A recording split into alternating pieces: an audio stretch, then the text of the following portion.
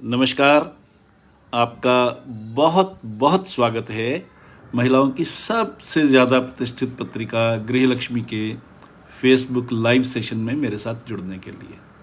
आज का सेशन बड़ा इंटरेस्टिंग है और एंटरटेनिंग होने के साथ साथ बहुत इन्फॉर्मेटिव भी है। अगर जीवन में खुशियों की इच्छा हो और ये भी इच्छा हो कि पति पत्नी के आपसी रिश्तों में दरार न आए, तो आज का सेशन आप ही के लिए है। अब आप इसे देख तो रही ही हैं, बस शेयर करना मत भूलिएगा, क्योंकि ये एक ऐसा सेशन है जो किसी का भी जीवन बदल सकता है। अपनी बात समझाने के लिए मैं दो छोटी छोटी घटनाओं का जिक्र करूंगा। अमेरिका के एक शहर में world famous comedian Charlie Chaplin का शो होना था। उस दिन चार्ली चैपलिन ने बिल्कुल नए तरीके से शुरुआत की। जब वो स्टेज पर आए तो उन्होंने ऑडियंस से पूछा कि आपको पता है कि मैं क्या बताने वाला हूँ। ज़्यादातर लोगों ने कह दिया कि नहीं जी, हमें कैसे पता होगा, आप बोलेंगे तो पता चल जाएगा।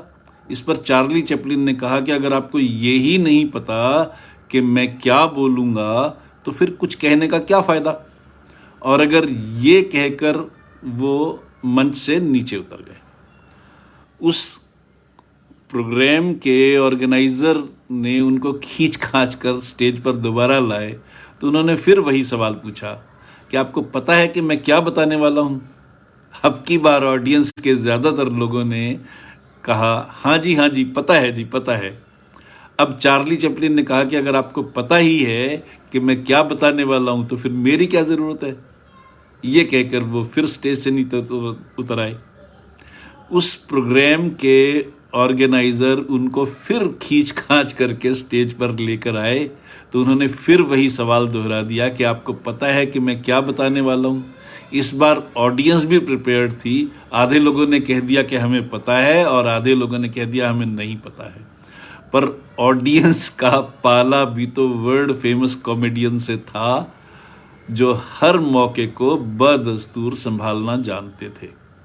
अब चार्ली चैपलिन ने कहा कि जिनको पता है कि मैं क्या बताऊंगा वो उन लोगों को बता दें जिनको नहीं पता है। इतना कह के वो फिर स्टेज से नीचे उतर आए। तब एमसी यानी मास्टर ऑफ सेरेमनी ने स्टेज संभाला, चार्ली चैपलिन को स्टेज पर इनवाइट किया और तब चार्ली चैपलिन हंसते खिलखिलाते हुए स्टेज पर आए और अपना प्रोग्राम शुरू किया। अब इसमें तो चूंकि कॉमेडियन थे और सामने ऑडियंस थी, इसलिए चार्ली चैपलिन ने यह कहा कि आपको पता है कि मैं क्या बताने वाला हूँ।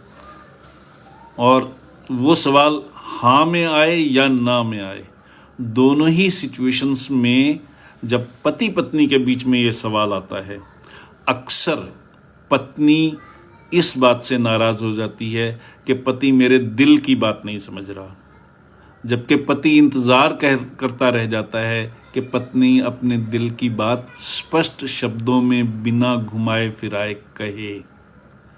यहाँ से कई बार गलतफहमियों की शुरुआत होती है।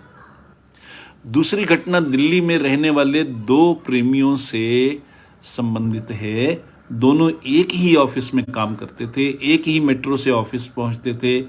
45 मिनट्स के सफ़र में रोज़ गप्पे मारते हुए घर जाते थे। धीरे धीरे दोनों ने एक दूसरे को पसंद करना शुरू कर दिया। बातचीत का दौर थोड़ा और गहरा हो गया। एक दिन लड़की ने अपनी मम्मी से बात की तो उसकी मम्मी ने लड़के से मिलने की इच्छा जाहिर की। लड़की बहुत खुश हुई। उसने कई तरह के सपने बुन लिए। उसका दिमाग कभी हनीमून के सपने देखता तो कभी वो ये इमेजिन करने लगती कि उसका होने वाला हस्बैंड किस तरह से उसके जीवन में रंग भर देगा, कैसे कैसे प्यार करेगा, वो दोनों कहाँ कहाँ घूमेंगे। वो तो यहाँ तक भी सपने देखने लग गई कि बच्चों की परवरिश कैसे करेंगे। अगले दिन जब दोनों मिले तो लड़की बहुत खुश थी। उस दिन उसने स्पेशल मेकअप किया था, हेयर स्टाइल भी बदला था और अपनी सबसे ज़्यादा मनपसंद ड्रेस पहनी थी। उसे उम्मीद थी कि लड़का उसे देखते ही उसकी सज धज को नोटिस करेगा, उसे अप्रिशिएट करेगा, उसके हेयर स्टाइल पर कमेंट करेगा और उसकी खूबसूरती के कसीदे पढ़ेगा। लेकिन जब दोनों मिले तो लड़के का पहला सवाल था कि आज मेट्रो में भीड़ कुछ बहुत ज़्यादा है। उस भीड़ में धक्के खाकर खड़े रहते हुए उसका ध्यान लड़की के हेयर स्टाइल या उसकी ड्रेस या उसके मेकअप पर गया ही नहीं। लड़की बहुत निराश हुई, फिर भी उसने खुद को संभाला और थोड़ा इठलाते हुए, थोड़ा मुस्कुराते हुए लड़के को कहा, तुम्हें पता है कि आज मेरी मम्मी ने मुझे क्या कहा? उधर लड़का बेचारा भीड़ के कारण परेशान हो रहा था। उसके साथ खड़े एक आदमी के बैग में पड़े टिफिन का कॉर्नर उसको बार बार चुभ रहा था। उसने लड़की का सवाल ढंग से सुना ही नहीं। लड़की ने फिर इठलाते हुए अपना सवाल दोहराया तो लड़के ने कुछ अनमने मन से कहा, तुम्हारी मम्मी ने जो कहा वो तुमसे कहा, मुझे कैसे पता होगा कि उन्होंने तुम्हें क्या कहा? यह जवाब सुनकर लड़की को बहुत धक्का लगा।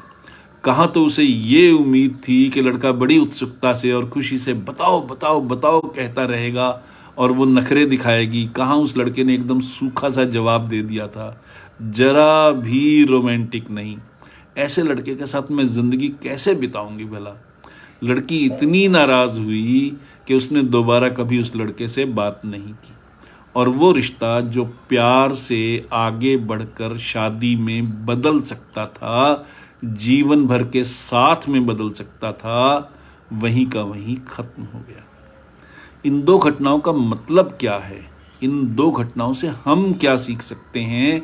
हम इस पर तो चर्चा करेंगे ही, इसके साथ ही कुछ और इम्पॉर्टेंट बातों पर भी डिस्कशन करेंगे ताकि ये सेशन आपके लिए फुल लाभदायक हो जाए। तो आइए आज के सेशन की बात करते हैं।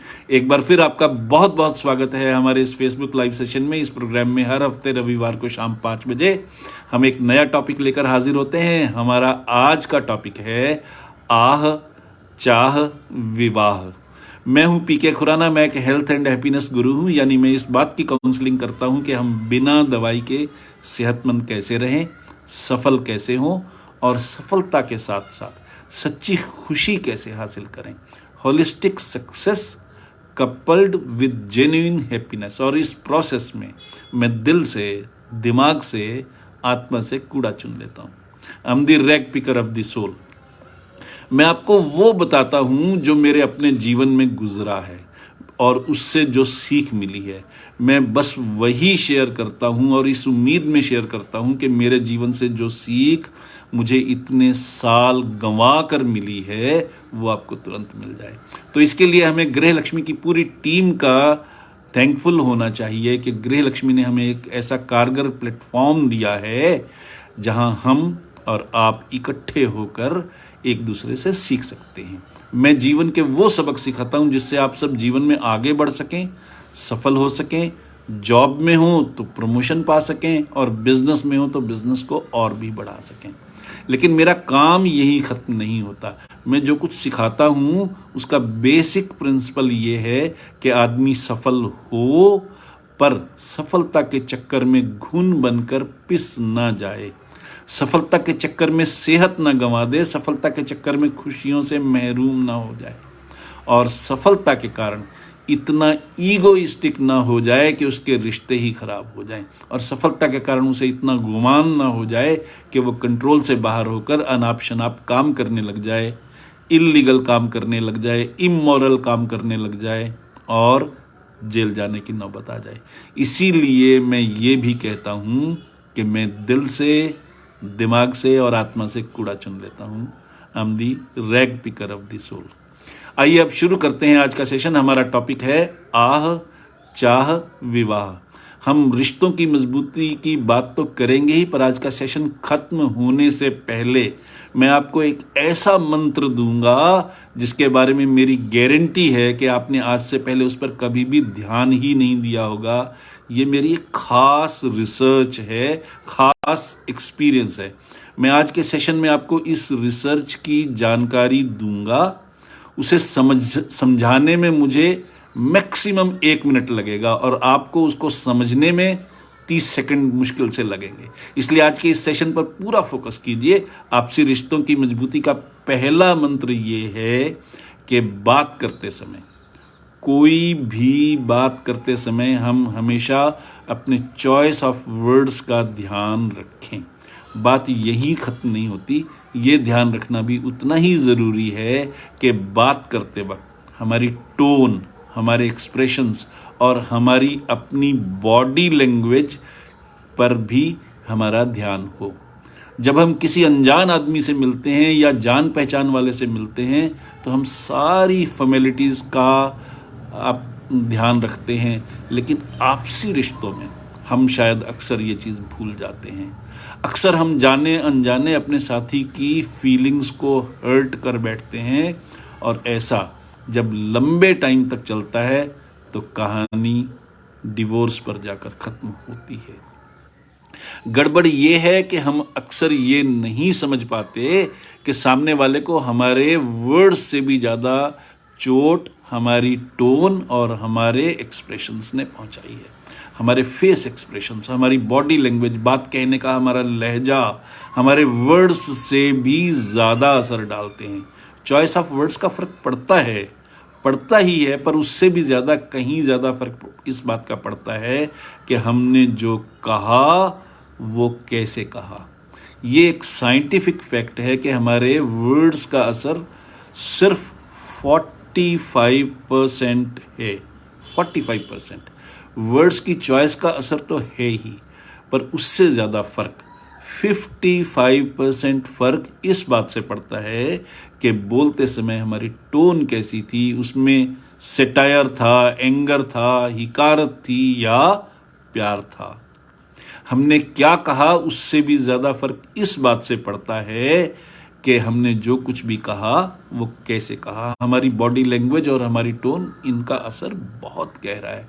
मैंने बार बार इस बात को दोहराया है अभी 2-3 मिनटों में, इसीलिए ताकि आपके दिमाग में ये बात गहराई से रजिस्टर कर जाए। अफसोस की बात यह है कि आपसी रिश्तों में हम इस बात का ध्यान नहीं रखते, और अगर सिचुएशन एक्सप्लोसिव होती है तो इसी कारण से होती है, और रिजल्ट ये होता है कि जब ज्वालामुखी फटता है तो सारा लावा बाहर निकलता है और मजबूत से मजबूत रिश्ते भी चटक जाते हैं।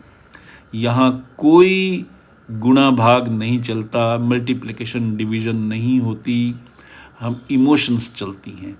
पति पत्नी के रिश्तों का दूसरा सबक ये है कि हम अपने जीवन साथी से एक ख़ास किस्म के बिहेवियर की उम्मीद करते हैं। हम चाहते हैं कि अगर वो वैसा नहीं है तो वो अपने आप को बदल ले। ये बहुत बड़ी भूल है।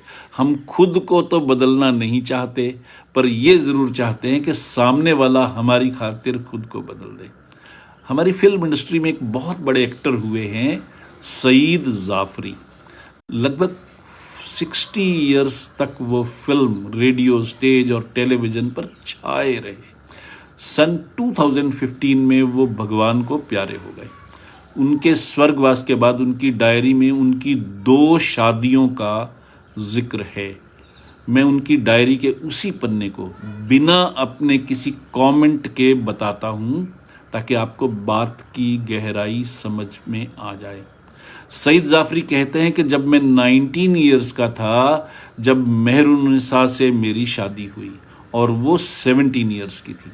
जैसे जैसे मैं बड़ा हुआ तो इंडिया में ब्रिटिश कल्चर से इम्प्रेस होता चला गया।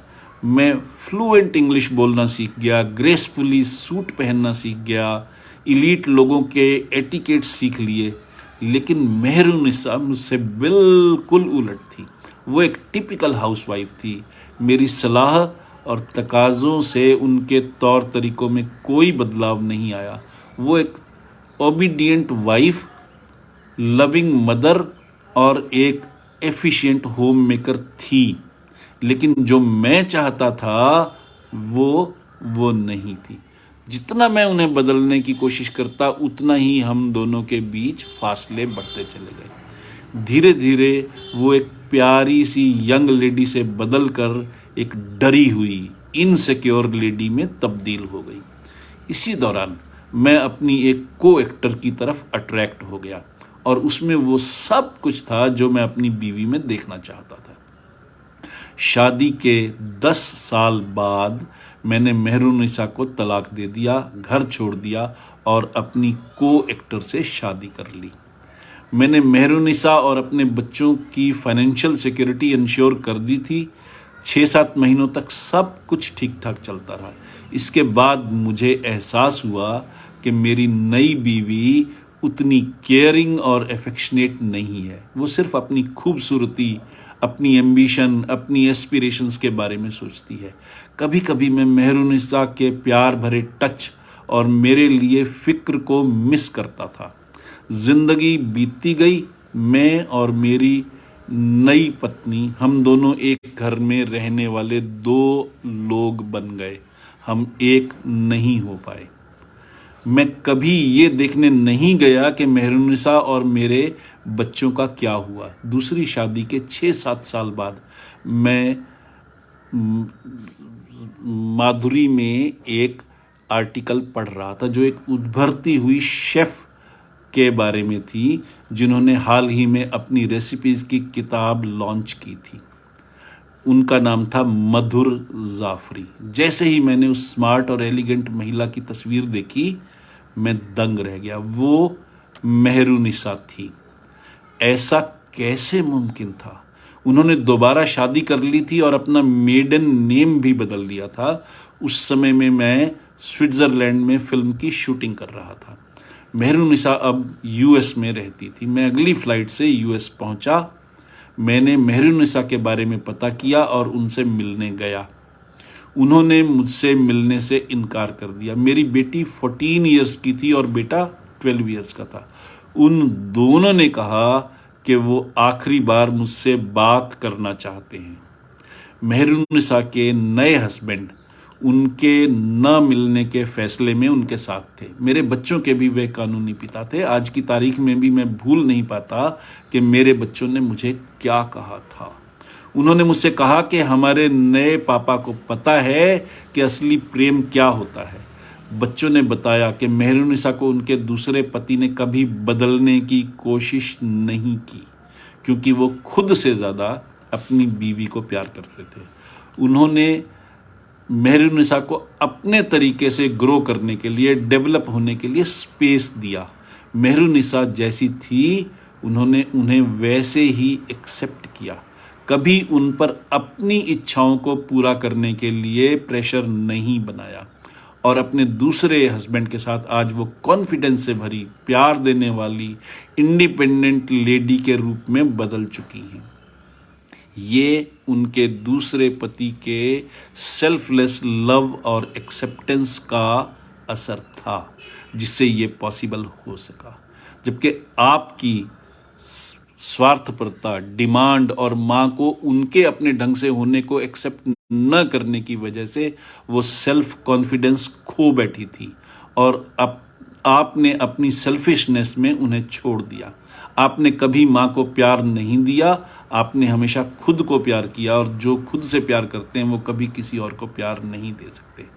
सईद जाफरी अपनी इस डायरी में आगे लिखते हैं कि मेरी ज़िंदगी का ये सबसे बड़ा सबक था कि आप जिन्हें प्यार करते हैं उन्हें बदलने की कोशिश नहीं करते। वो जैसे हैं उन्हें वैसे ही प्यार करते हैं। इंडिया के हम सब रेजिडेंट्स जानते हैं कि हमारे शास्त्रों में इस बात का वर्णन है कि एक बार समुद्र मंथन हुआ था और उस मंथन से पहले विष निकला, जहर निकला, पॉइजन निकला और फिर अमृत निकला। हमें ये भी पता है कि वो विष शिवजी ने पिया जो उनके गले में अटक गया। इसीलिए शिवजी को नीलकंठ भी कहा जाता है, क्योंकि विष के असर से गला नीला हो गया। अब ज़रा इस पर गौर कीजिए। विष पिया शिवजी ने तो वो गले तक ही रोक लिया।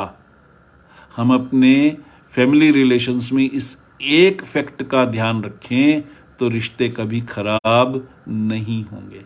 शादी है तो साथ रहते हैं, साथ रहते हैं तो बातचीत भी होगी, बातचीत होगी तो कभी कभी झगड़ा भी होगा, झगड़ा होगा तो हो सकता है सामने वाला कोई ऐसी बात कह दे जो हमें चुभ जाए। वो बात जहर जैसी खतरनाक भी हो सकती है। तब उस जहर को गले में ही रोक लें, दिल तक ना जाने दें। दिल पर ना लें। ऐसा कर लिया तो फिर शादी में भी अमृत ही अमृत है। उस वक्त बर्दाश्त कर लें। बहस की गर्मी खत्म हो जाने के बाद, बहस की कड़वाहट खत्म हो जाने के बाद, फिर बाद में प्रेम के साथ अपनी बात कहें, अपना नज़रिया समझाएं, तो शादी में भी प्रेम की गंगा बहेगी और रिजल्ट अमृत होगा। हमारे पंजाब में गुरु नानक देव जी की बहुत महत्ता है। गुरु नानक देव जी कहते हैं, मिठत नीवी नानका गुण चंगियाइयाँ तत्, यानी विनम्रता से मिठास आती है और विनम्रता ही सारी अच्छाइयों और सारे गुणों का सार है। Be humble, be polite, remain grounded.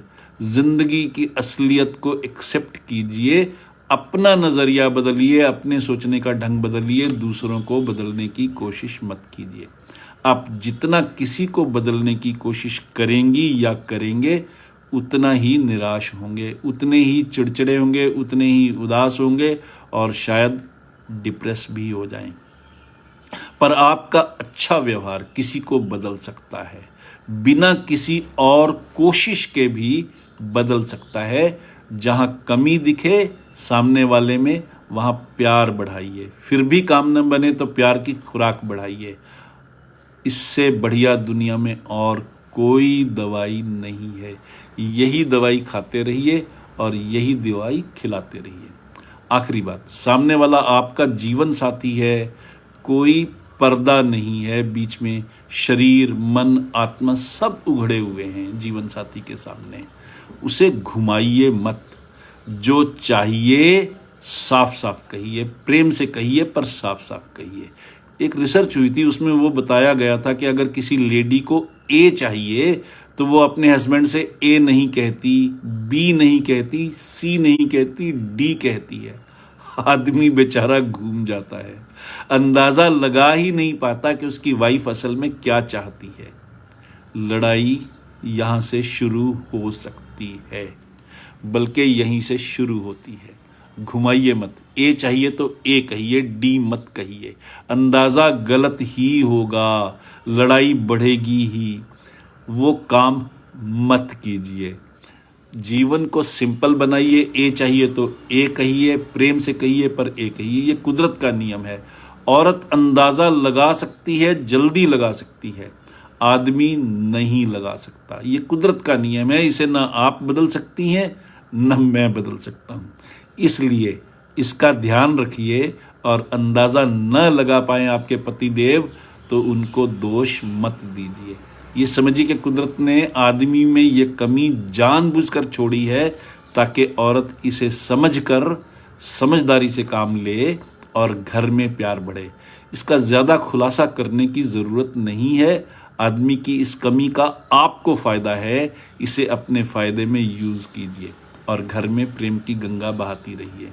Please तोता मैना मत बनिए, मैं ना मानूं मत बनिए, चार्ली चैपलिन मत बनिए।